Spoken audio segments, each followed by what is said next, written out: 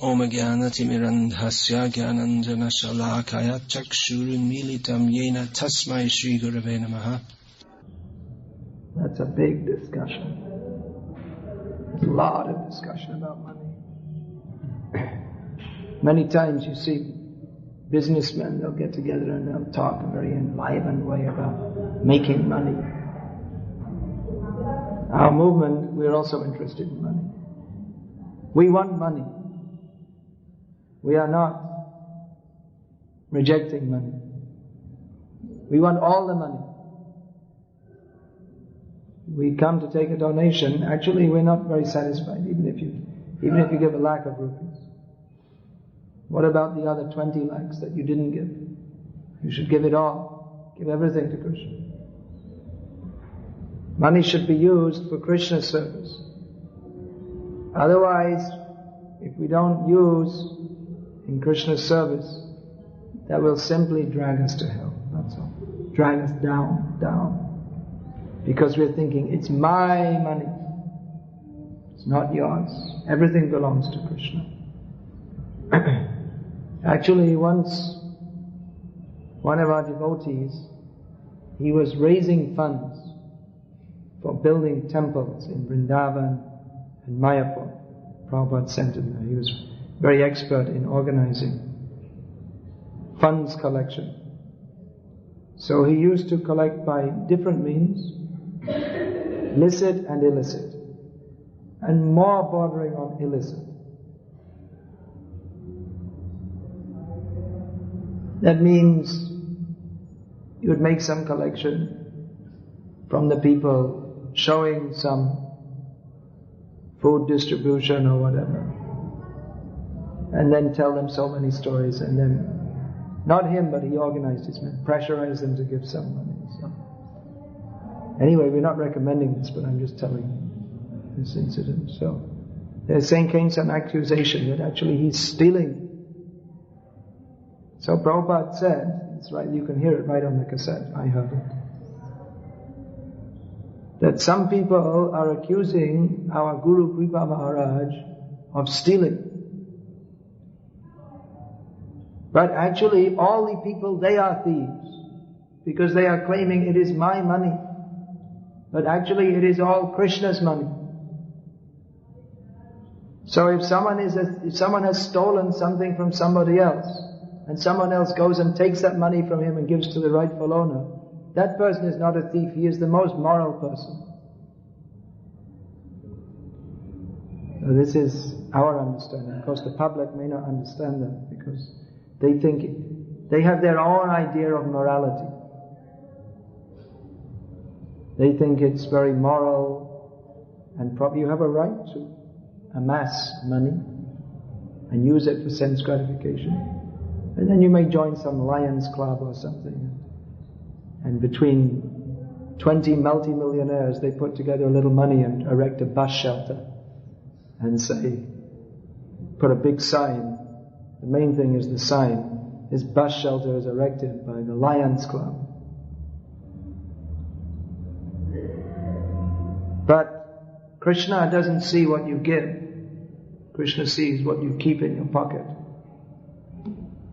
That's why Bali Maharaj is glorious. Shukracharya didn't think he was glorious. He thought he was a fool. But Bali Maharaj is praised for giving everything to Krishna. You see, people, they have so little. They think, I have so much. They become so proud. You see people, generally when they get money, the tendency is to become proud. If anyone, Janmaishvarya Shuddha Shri, these are the 4 opulences: birth in a high family, money, learning, and beautiful bodily features. So if anyone has any of these, and often they come together because good karma. Generally you see people they're born in a rich family, they tend to be quite good looking, and people are born in a poor family, they tend to be less good. There's tendencies there, because the good karma and bad karma, tends to come all together. So they become proud. They have money. I remember seeing him, I'll never forget, it was so funny when I was in Bangladesh. Of course, now even in Bangladesh, there are so many cars on the road. But when I was there were very few cars on the road. Hare Krishna. So, and what cars were there? They were mostly reconditioned Japanese cars. That means cars that have been used in Japan, and then they get too old, the people don't want them anymore, so they sell them off and get a new one. So they recondition, they make up the engine new and sell them in Bangladesh. And you'll see someone driving his car. So puffed up because he's driving a car.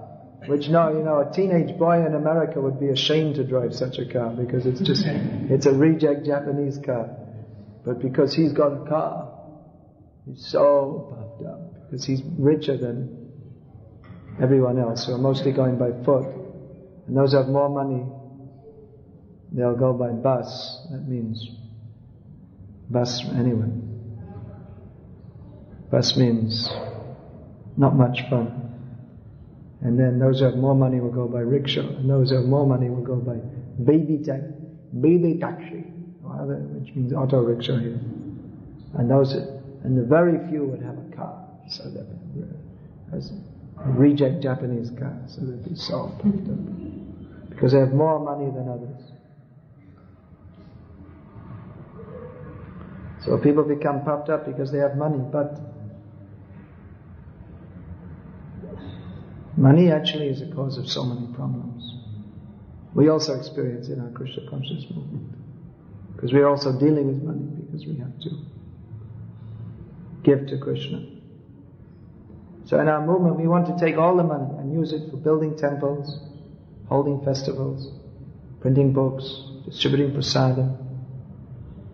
But we should be very careful that money, we see, belongs to Krishna. We're collecting money in the name of Krishna. So if we collect the money, and Prabhupada wrote that if someone you'll find it here in the Srimad Bhagavatam, Prabhupada, that if someone collects money in the name of Krishna, if he uses one farthing, that means it means like one paisa, for his own sense gratification, if he collected the money in the name of Krishna, then he goes to hell. And if we take the money, that also Prabhupada says, in this perfect questions, perfect answers, and conversation with Brahmatirtha Prabhu, at the time Bob Cohen. So Prabhupada says that if they give even one farthing to Krishna, 1 cent to Krishna, that saves them from going to hell. Just the attitude, some service. Srabhavapyasya dharmasya trayate mahato bhayat. Even a little service to Krishna saves you from the greatest fear. So this is a very delicate thing we're engaged in, Krishna consciousness. If we simply serve Krishna and the Vaishnavas, we get so much benefit. And if we serve purely, we go back home, back to Godhead. But if we make any offense, then we're in a very dangerous position. You see, even in karmic world, people are performing sinful activities and they have to suffer for that. But if you do some wrong activity in relationship to the Vaishnavas or Krishna, then it's much more serious. You see, if you steal, one person steals from someone else, then he gets a sinful reaction. But if you steal that which is meant for use in Krishna's service, actually all the money is meant for use in Krishna's service, but that which is specifically collected in the name of Krishna, if that is stolen, then very serious. Or if you insult someone in material life, then you have to suffer sinful reaction. But if you insult or offend the Vaishnavas, it's a very serious position. Very, very. You have to suffer so much. So here the discussion is, Prabhupada is, as he many times discussed, the difference between mundane welfare work and spiritual welfare work. Actually, there is no comparison. When we say mundane welfare work, actually there is no such thing as mundane welfare work, because there's no welfare. In material life, it's all not welfare, it's all bad fare. Not well, unwell. Just like you go to the hospital to get well, but no one gets well. Because everyone dies ultimately. So everything so-called auspicious in material life is all inauspicious. You'll say, Shubh Yatra, have a good journey. But if you're not traveling to serve Krishna, then you may feel comfortable or whatever. Or you may think I'm going for my wedding. It's very auspicious. But without Krishna consciousness, everything is inauspicious. It's all useless. It all simply leads to repeated birth and death and suffering. So people who are in the bodily concept of life, they consider opening hospitals and schools to teach people how to become engineers and commerce and all this kind of thing. They consider this is wonderful, wonderful work. Very good. But as Prabhupada points out, despite there being so many welfare institutions all over the world, there are still poor people. Even in America. Everyone wants to go to America because America is a rich country. But even in America you'll find poor people. People sleeping on the streets. Why? Because that is their karma. It means that even there's money in the country, but as soon as they get money, they spend it on alcohol. And they're again left poverty-stricken. So you can't change the suffering of this material world by opening hospitals and schools and organizing welfare societies. You see that they think now we've stopped so many diseases, smallpox, tuberculosis, by our research. But by the laws of nature, another disease will come, just like AIDS. And if you find, now they're very busy to find some cure for AIDS, you find the cure for AIDS, another disease will come. Because that is your karmic reaction you have to suffer. Actually in our Krishna conscious movement we have the cure for AIDS. Don't take any drugs, and don't have illicit sex, that's all. And no more AIDS, that's all. Simple. They're telling how to avoid AIDS. Have safe sex. Make sure you use this Nirod, this condom. That's not the cure. The cure is just live like a civilized human being. But that they won't recommend. So why is the disease coming? They're making research. So when you're making research, you have to find out what is the cause and try to stop the cause. But the cause is your sinful activities. That is the ultimate cause of all your suffering. But they want to go on with sinful activities and not have any suffering. How is it possible? And they praise someone. Oh, great welfare worker. He has opened factories to give employment to the people. He's doing such good activities. And he's opened a college in his name by which people can get a degree and then they'll work in his factory. And he'll earn more money. So the great welfare worker. It's not welfare work. It's just all cheating. Cheaters and the cheated.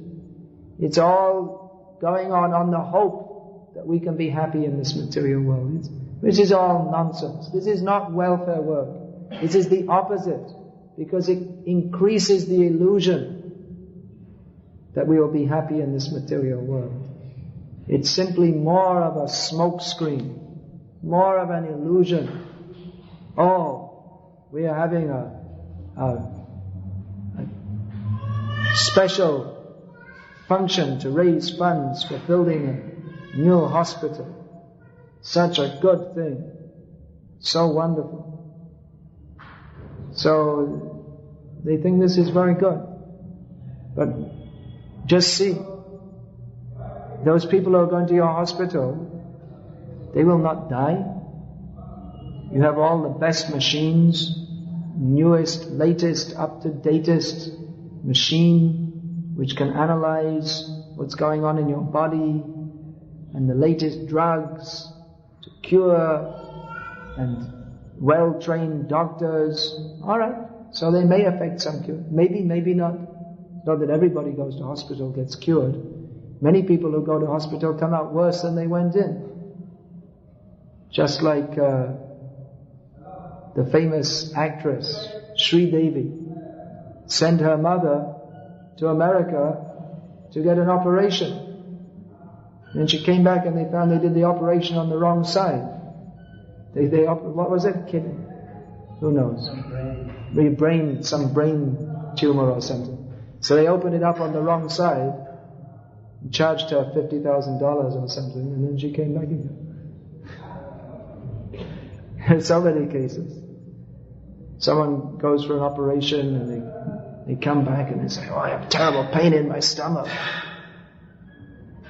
Well, take this medicine. Still got. You come back after 2 days, still got a terrible pain. Well, try another medicine. It's just probably something, just some painkillers. It's probably just some after effect of the operation. So this goes on for about 2 weeks. "Oh, I got a terrible pain. I'm going to die." And then they give a new X-ray and they found that they left the scissors inside his body. They sewed it up. There are so many cases like this. There are so many cases.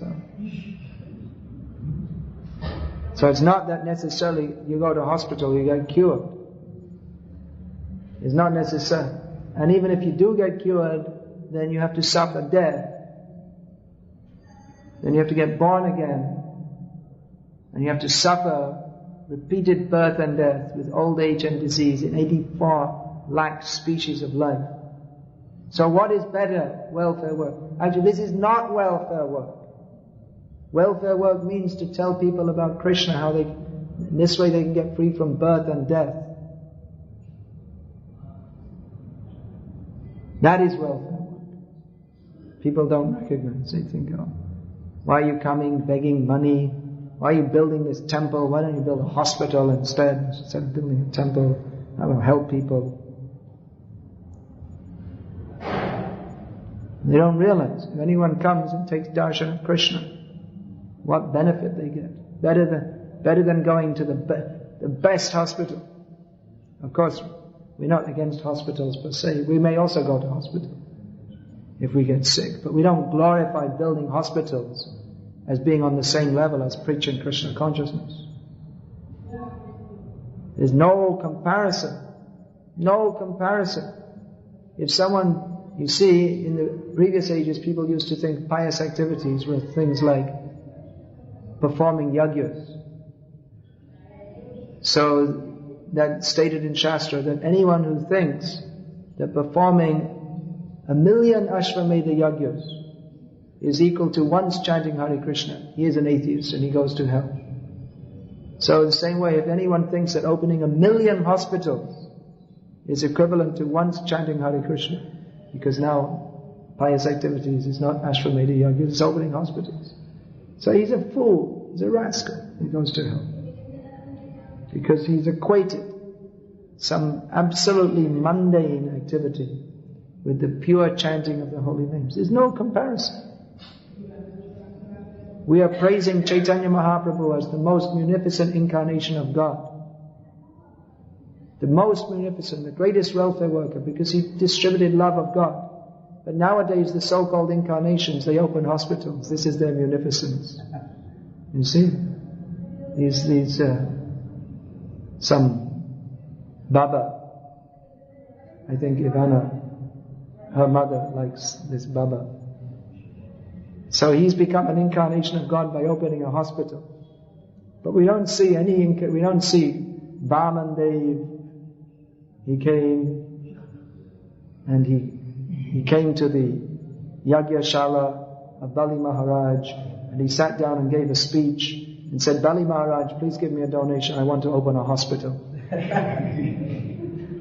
We don't see Krishna had Ras Leela at night, and then in the day he built a hospital. Because all the gopis were too tired. So they were becoming sick with hemorrhoids and all this. So Krishna opened a hospital. We don't find any such thing. We find Chaitanya Mahaprabhu traveled all over India and he didn't open any hospital. or schools. He didn't teach anybody how to become an engineer. That's why people say that this Krishna consciousness, what actual benefit has it done for people? You see, I had a big argument once with a man, not once, but I particularly remember this one, in South India. He was saying, I'm a Lions Club member, and we're doing things for people, and what is the use of your religion?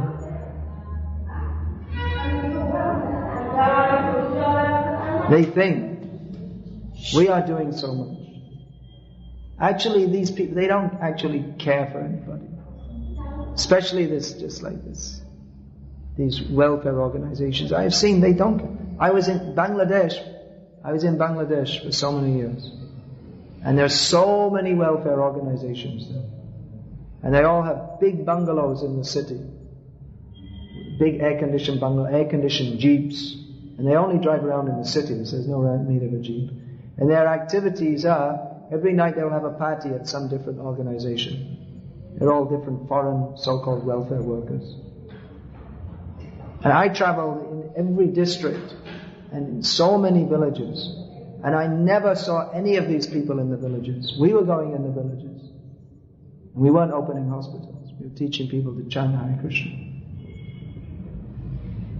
I went to one organization, I saw a chart, they showed they had started 98 projects in the last year, and they abandoned 96 of them.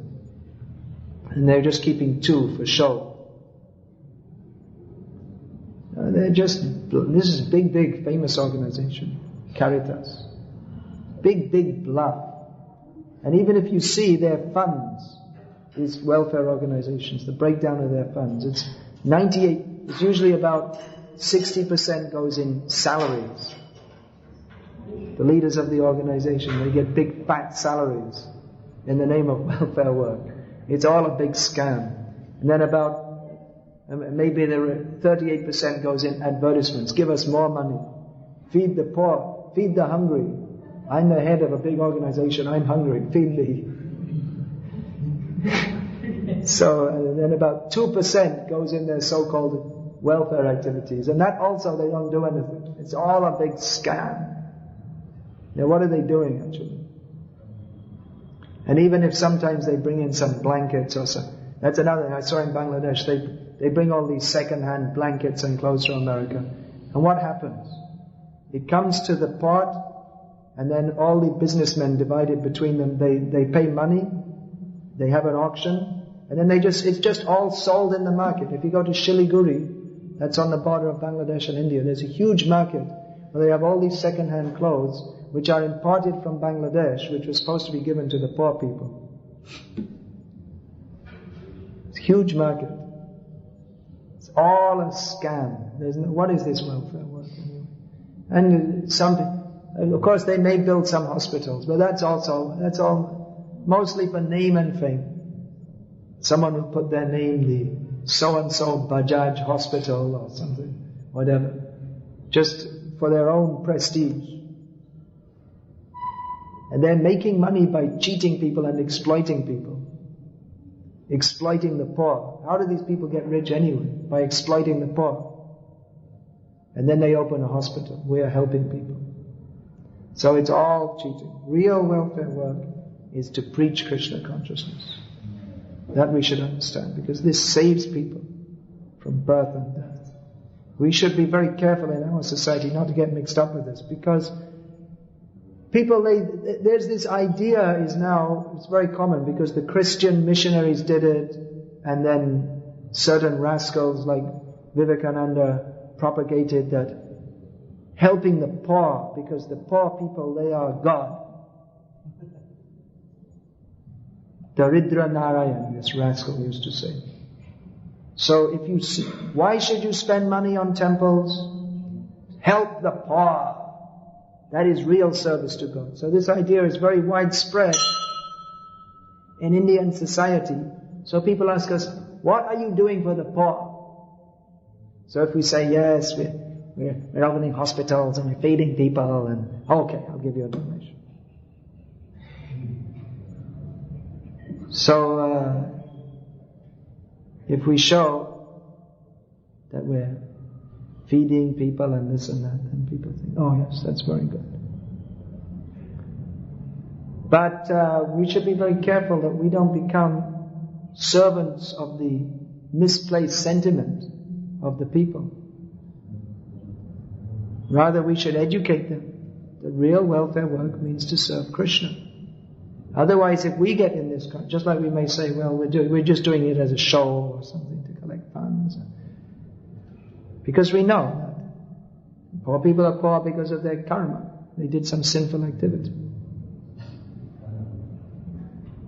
But if we get caught up in this, then we also come to the material platform, the mundane platform.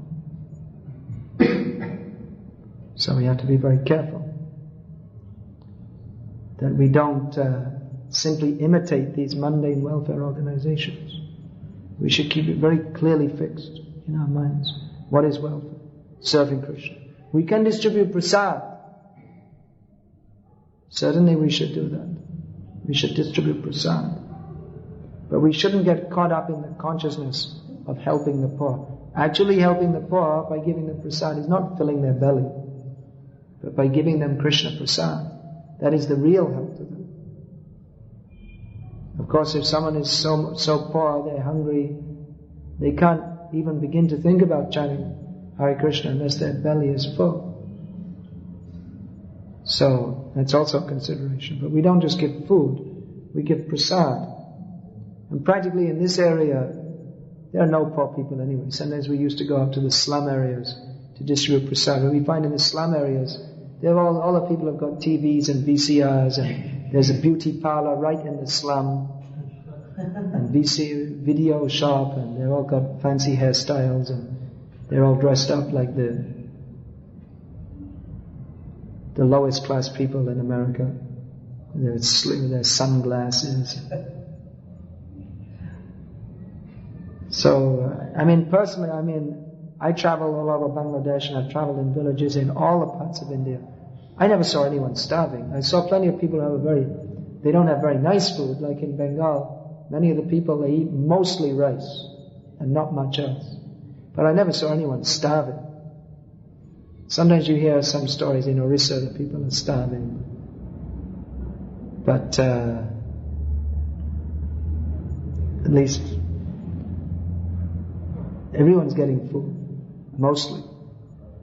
And you see, in most cases, even if you feed the poor people, it means you'll just save them some money and they'll spend it on alcohol. That's what mostly it comes to. You see, the poor people, however poor they are, they're all smoking bidis. So if they're so poor, why are they smoking bidi? It means they have money. It's just they're misspending it, that's all. So there's so much wrong propaganda. So we should educate people. And people become upset when you tell them things like this, because they think, well, we're really doing good to others. Just like people think Mother Teresa, oh, what a great person. And how did she help anybody? For all her years of work to help the poor in Calcutta, there's still so many poor people in Calcutta. Every staircase in Calcutta, there's a family or two living underneath it. And they put these big pipes out in the street, which they're supposed to put under the ground, sewage pipes. And then people go inside and live there. And then they call the Communist Party to protect them, and then they can't get out. That becomes their home. They can't take them. They can't get them out of there. All along the rail tracks, everywhere in India, along the railway line, you go past Surat, full of so many chopapati, means slums made out of kerosene cans and waste plastic and rubber tires and whatever they can find on the street, they put it together and make a home. So call your welfare workers, see what they can do. Bhakti Prabhu made a very good article about this. The Queen of Hearts, Princess Diana, helped people so much. She was a great charity worker because she wanted to remove the minds. But as Bhakti Prabhu pointed out, it's not minds that kill people, it's people that kill people. And if you remove the minds, they'll find some other way to kill people. And you remove all the mines, oh, very nice, and then they start a war and they come in with a machine gun and just shoot everyone. Or spread some chemicals. People kill people because they're sinful. So real welfare work, even from the mundane point of view, is to preach Krishna consciousness, by which people won't want to kill each other. Because I'm a servant, he's a crowd, shoot him. Devotees don't think like that. We don't, not on the bodily platform. I had that experience. There's this Falkland Islands War where Britain was fighting with Argentina over some islands way out in the middle of the ocean, in the middle of nowhere. So they had a fight over that. So when that war was going on, after a few days, I was from Britain. I was in Calcutta Temple. There was a devotee there from Argentina. And neither of us even the thought didn't come into our minds. We heard about this war. But even the thought didn't come into our minds that we should be against each other or something like that. And then after a few days I thought about it, and then I joked to him. I said, no, look, we should be enemies now. We didn't even think that, who's going to win? And we didn't even care whether our so-called country won the war or not. Because we know it's just all nonsense anyway. Who cares whether Argentina so-called win or lose? You see people, they become so much, our team lost a cricket match. What the hell? Because they identify. So material identification is the cause of suffering. And that can be removed by preaching Krishna consciousness. Not by, even if you open 1 million hospitals, there will still be sick people. And even if you open 10 million hospitals, people will still die. And they'll still suffer repeated birth and death. But if you teach people to chant Hare Krishna, they'll never have to go to a hospital. They'll be dancing with Krishna eternally. People are very crippled in their knowledge. They don't understand what is the real purpose of life. Therefore they become enamored by mundane welfare work. But at least our own devotees should not be so. Alright, are there any questions? Now someone's going to ask me a question about the hospital in Bombay. Inevitably. Isn't it?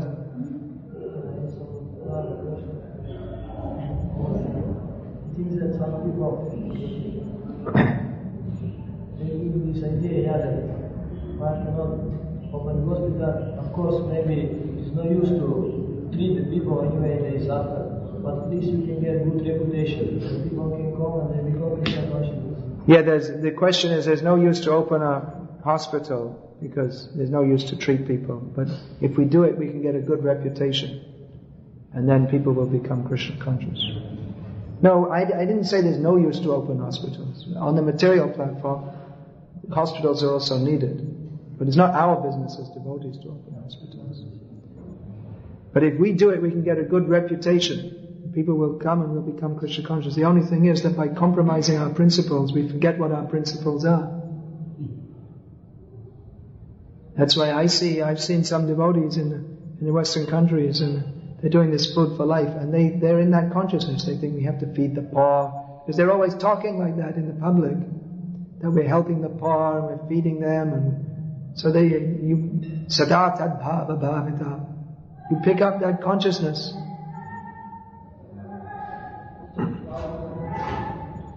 Plus, if you do it just to get a good reputation, you won't do a very good job of opening a hospital anyway. So you don't really care about the people for their sickness. It's just a show.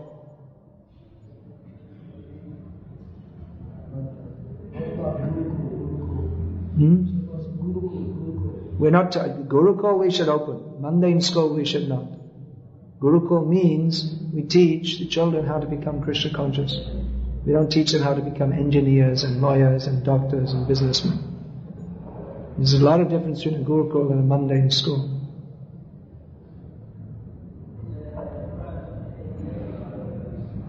I agree that anyway, you open school, many people will say that children, if the school is recognized by government, still by the mandate,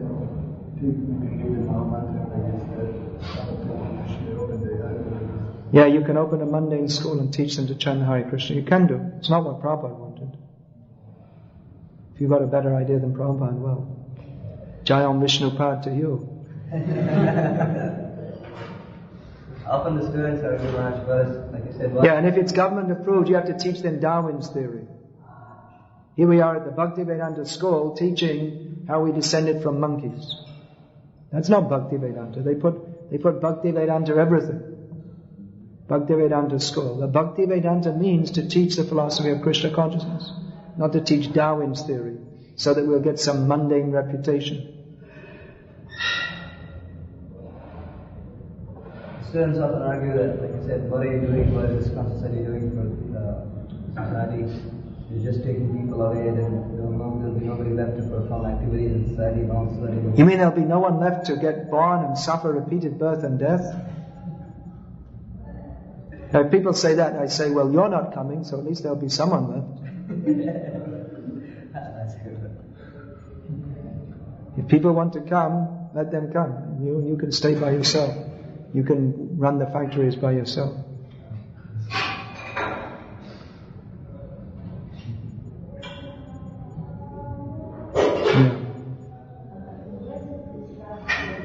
Yeah. I can't hear what you're saying. You have to speak more loud.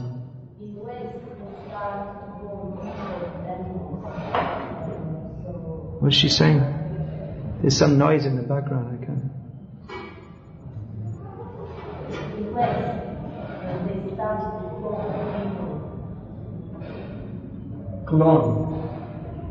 Clone. Yeah. So I would like to know when I tried to preach somebody for India about Krishna. Then they said like, yeah, we became like almost like that. We started to produce people and then you didn't produce people. You take the chemicals and make one person, make an ant. You can just fiddle around, that's all.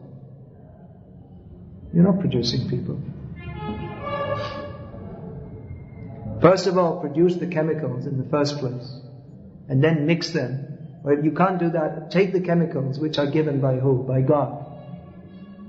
And mix them. You see, what is an egg? Inside the egg there's some yellow and some white. So mix some yellow chemicals and mix some white chemicals and sit on them. And see what happens. That's why Prabhupada said that you should give the Nobel Prize to the chicken. The chicken is a better scientist than you. You are saying in future we will produce life, but the chicken is laying an egg every day and producing one chicken. So why don't you do it? Chicken's a better scientist than you. I tell you, we enjoyed all this Prabhupada's style of preaching. No one likes to preach. Now they say, oh, we should build a hospital to get respect. Prabhupada didn't have to build a hospital to get respected, nor did he care for such mundane respect. He just spoke the absolute truth. That in itself is so powerful. You don't need to get some mundane respect. Just speak the truth.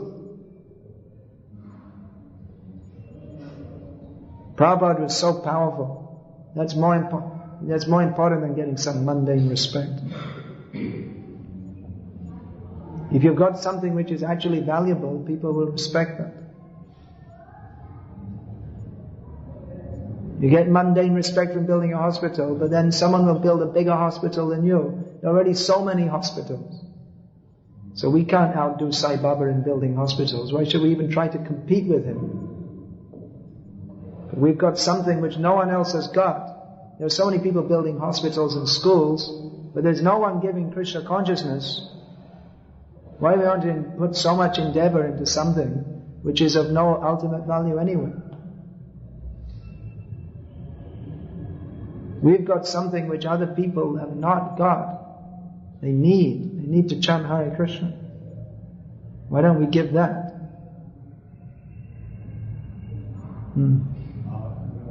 Also, now in Wednesday, pushing this type of preaching, telling to isolating the audience, okay, you finish your college. Is that because they are not ready to surrender, so they tell them, okay, I'm very In the West, they're preaching about people want to become devotees, finish your college. Well, I know Mahaman Prabhu, who's our temple president in Vrindavan. I first met him in London. He used to come every weekend to the temple when I joined there. So I was surprised when I saw he was an initiated devotee. So he said that Prabhupada had told him to finish his university course and then join, which he did. Because Prabhupada said he'd already done so much of it. So it's different in different cases. Another thing I'm seeing is sometimes people join and then after, because they don't really understand what they're doing, they're just then after some time they're not actually ready to fully, they want to join because they want to get shelter from material life, but they don't really want to fully surrender in Krishna consciousness, and therefore after some time they go away and they blame the Krishna conscious movement because they weren't prepared to give up so many material desires. So maybe in some cases that it's better that they don't join if they're not actually in the proper consciousness for that. Although generally we want many preachers of Krishna consciousness all over the world.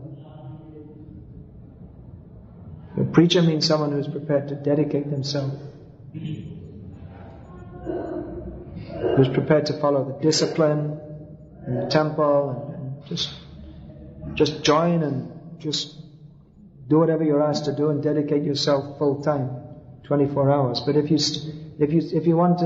don't want to take the discipline and you want to maintain some personal independence and this and that, then it's better you don't join. Different in different cases. I wouldn't preach to everybody just to join the temple. Depends upon the person. It's not applicable to all, what you said? That's right. It's exactly what I just said. We can compare, like, you just, okay, you do karma. Do what? I mean, you can offer results of your work, if you're still fruitful, at least something offered.